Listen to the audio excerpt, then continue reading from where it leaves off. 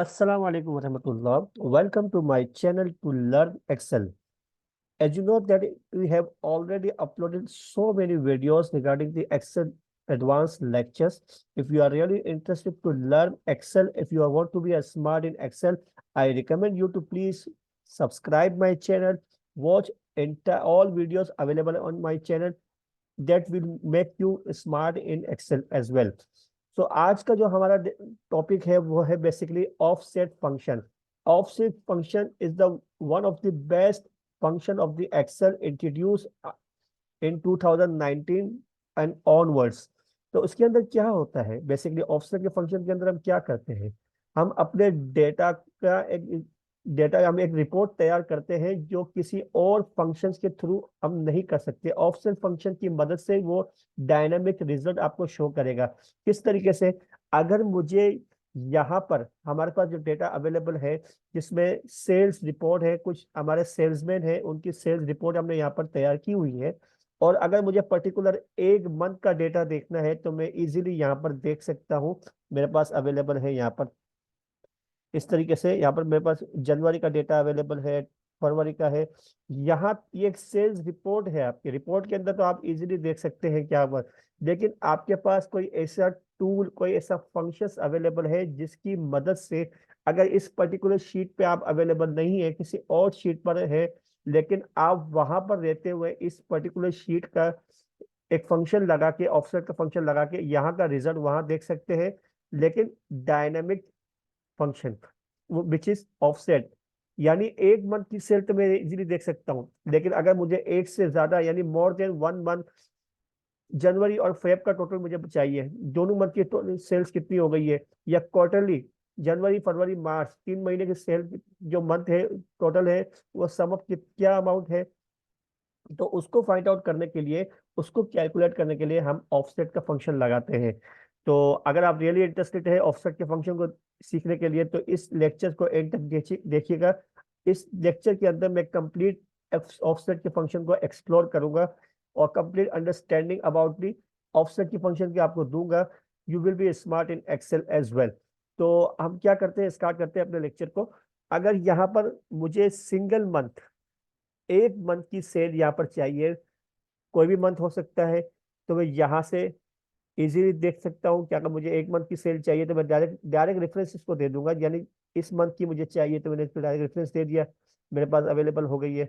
इसी तरीके से मुझे 2 मंथ की सेल चाहिए तो मैनुअली अगर मैं करना चाहूंगा तो मुझे यहाँ से इसको प्लस करना पड़ेगा, लेकिन ये स्मार्ट वे नहीं है. ये स्मार्ट वे नहीं है, तो इसके लिए आपको क्या करना पड़ेगा, बेसिकली ऑफसेट के फंक्शन को यूज करना पड़ेगा. ऑफसेट का फंक्शन बताता क्या है, पहले इसके बारे में हम यहाँ डिस्कशन करेंगे. ऑफसेट के फंक्शन जो है हमारा,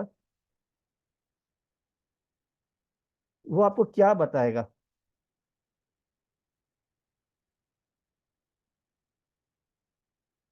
रेफरेंस मांगेगा. पहले वो आपसे रेफरेंस मांगेगा. रेफरेंस के बाद उसका जो सेकंड हमारे पास अवेलेबल है वो है रोज एंड कॉलम. फॉर एग्जांपल मैंने रेफरेंस इसको ये दे दिया, यानी यहाँ पर, यहाँ से आप अब ये रेफरेंस मैंने आपको दे दिया है. अब वो कहता है रोज एंड कॉलम्स बताएं. आपका डेटा ये बताए आपका डेटा का किस तरीके, किस शेप में, किस फॉर्मेट में है. वर्टिकल डेटा आपका है, सही है, वर्टिकल डेटा है. इस जो रेफरेंस मैंने यहाँ पर सेलेक्ट किया है, क्या इसके नीचे कोई डेटा आपके पास अवेलेबल है, नहीं है, तो रोज में मुझे कोई चेंजेस नहीं चाहिए. अगर मेरा डेटा यहाँ पर हॉरिजॉन्टल होता तो मैं रोज में चेंजेस लेके आता, लेकिन यहाँ मैं चाहता हूँ रो जो हमारी है विच इज 15 वो सेम रहे, तो यहाँ पर इसको क्या कर दूंगा, मैं 0 कर दूंगा.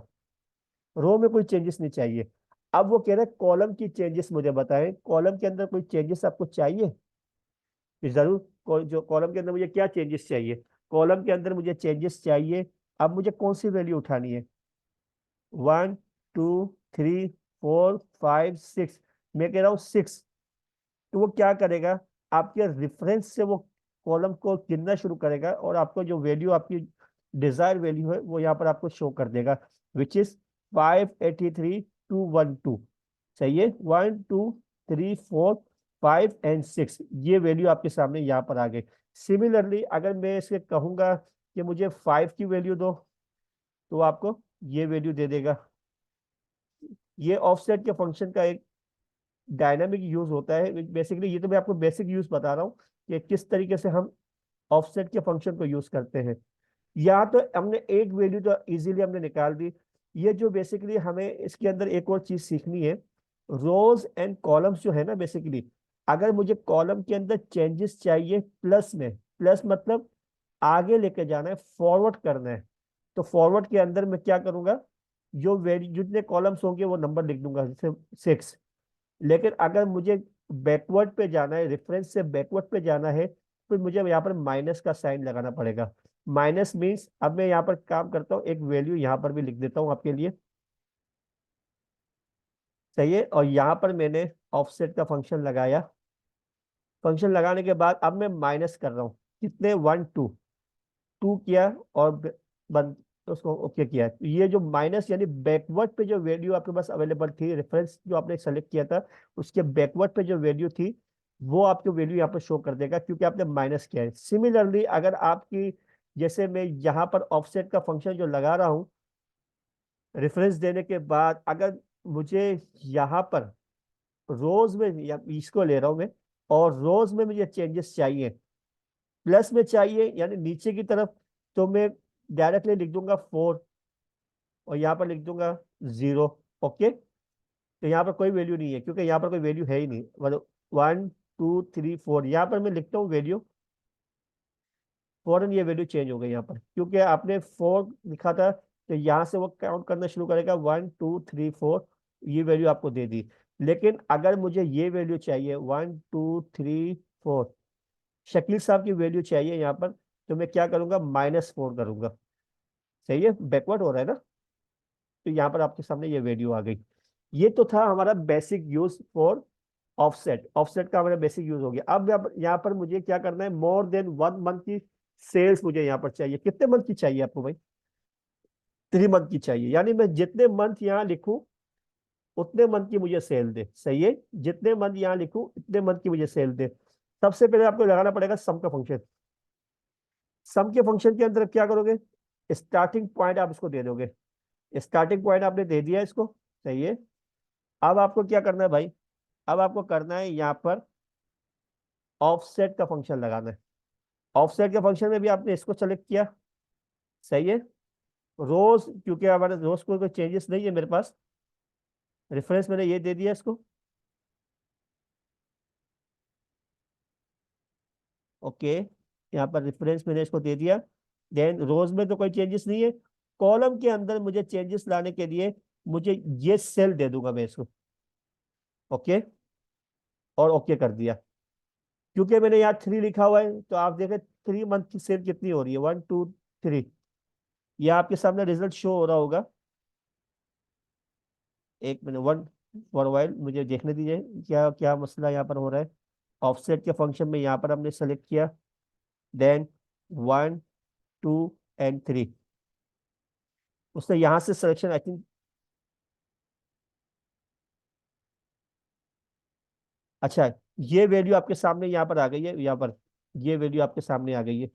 बेसिकली इसने इसको उठा के आपको दे दिया है। यहाँ पर हम देखते हैं कि यहाँ पर क्या हमारे साथ कुछ गड़बड़ हुई है।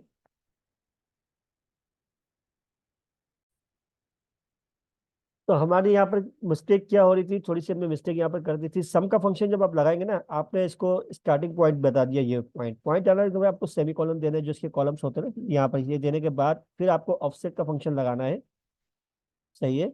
ऑफसेट का फंक्शन लगाने के बाद आपको करना क्या है, आपको दोबारा रेफरेंस में यही वैल्यू देनी है। देन रोज में कोई चेंजेस नहीं है, और कॉलम के अंदर आप इस पर्टिकुलर सेल को आप रेफरेंस के तौर पे आप यूज करेंगे और ओके कर देंगे। ओके करने के बाद ये 4 मंथ की जो आपकी सेल है ना, उसका टोटल वो आपको यहाँ पर शो कर रहा है। आप इजीली देख सकते हैं, यहाँ पर शो कर रहा है 2077 और रिजल्ट भी यही आ रहा है। अगर मैं यहाँ पर 2 लिख रहा हूँ, तो 2 मंथ की आपकी जो सेल्स है उसको उसने टोटल करके आपके सामने यहाँ पर शो कर दिया। सिमिलरली यहाँ पर 5 लिख रहा हूँ, तो 5 की सेल्स यहाँ पर आपको शो कर रहा है। यहाँ पर 1 मंथ के लिए आप क्या करेंगे, आपको क्या करना है, यहाँ पर ऑफसेट का फंक्शन लगाना है। आपने यहाँ पर क्लिक किया, रेफरेंस के तौर पे, और आपने यहाँ पर देन आपने रोज में कोई चेंजेस नहीं है, कॉलम के अंदर आपने चेंजेस के लिए अपने इस पर्टिकुलर सेल को आपने दे सेलेक्ट कर लिया और ओके कर दिया। फिलहाल हमने कुछ भी नहीं लिखा यहाँ पर, तो जीरो आ गया आंसर। मैं यहाँ वन लिखूंगा तो फर्स्ट मंथ की सेल आपके सामने आ गई है। मैं लिखूंगा यहाँ पर थ्री, तो थर्ड मंथ की सेल आपके सामने यहाँ पर शो हो गई है। ये हमारा बेसिक यूज है ऑफसेट का। Multiple more than one month की अगर मुझे सेल्स का टोटल चाहिए, तो यहाँ पर किस तरीके से यूज होगा, आपको सबसे पहले सम का फंक्शन यूज करना है। सम का फंक्शन के अंदर जो हमारी स्टार्टिंग रेंज होती है उसको आपने ले लिया, देन आपने सेमी कॉलन लगा दिया और ऑफसेट का फंक्शन लगा दिया। ऑफसेट के फंक्शन के अंदर रेफरेंस के अंदर आप सेम सेल को उठाओगे, देन आपने क्या करना है, रोज में कोई चेंजेस नहीं है, कॉलम के अंदर आपने इस पर्टिकुलर सेल्स को सेलेक्ट कर लेना है। तो जितने जितना आप यहाँ पर लिखोगे इतने सेल्स की, इतने मंथ की वैल्यूज को वो एक्यूमुलेट करके आपको यहाँ पर शो कर देगा। तो बेसिकली ये हमारा था ऑफसेट का फंक्शन।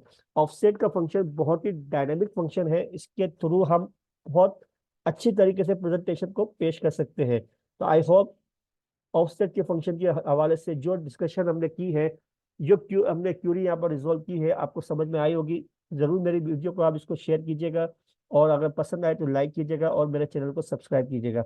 मिलते हैं इसी तरीके से इंफॉर्मेटिव मोर वीडियोस के अंदर। टिल देन अपना ख्याल रखिएगा। अल्लाह हाफ़िज़।